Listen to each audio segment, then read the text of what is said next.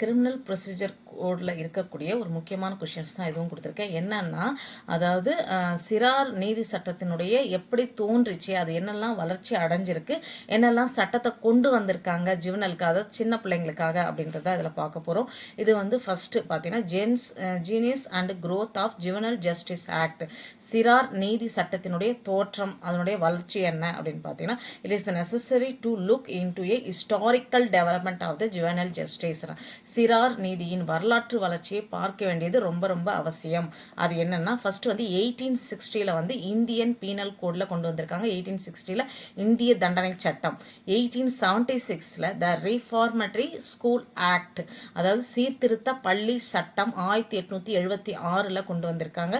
த jail committee அப்படின்றது 1919 கொடுத்துருக்காங்க, ஒரு சிறை குழு. த சில்ட்ரன் ஆக்ட் 1960 1960 குழந்தைகள் சட்டம் கொடுத்துருக்காங்க. த ஜுவனல் ஜஸ்டிஸ் ஆக்ட் 1986 சிறார் நீதி சட்டம் கொண்டு வரப்பட்டுள்ளது. 2000 the juvenile justice care and protection of childrens act 2000 சிறார் நீதி குழந்தைகளின் பராமரிப்பு மற்றும் பாதுகாப்பு சட்டம் கொண்டு வரப்பட்டுள்ளது. 2006 the juvenile justice care and protection amendment act 2006 சிறார் நீதி பராமரிப்பு மற்றும் பாதுகாப்பு திருத்தம் சட்டம். 2007 the juvenile justice care and protection of children rules. அப்படின்னா சிறார் நீதி குழந்தைகளின் பராமரிப்பு மற்றும் பாதுகாப்பு விதிகள்.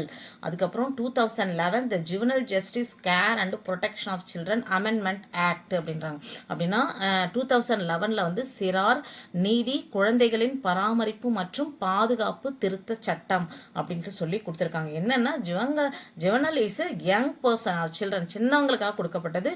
அதில் வந்து செக்ஷன் 2K தான் juvenile means a person below 18 years அப்படின்றது கொடுத்துருக்காங்க section 2K.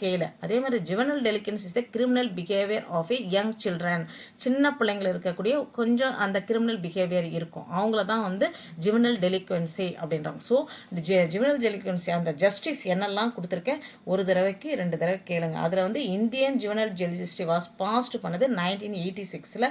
Period to this law each state had its own law அப்படின்னு சொல்லி முடிச்சிருக்காங்க. ஸோ இது ஒரு தடவைக்கு 2 தடவை கேளுங்க.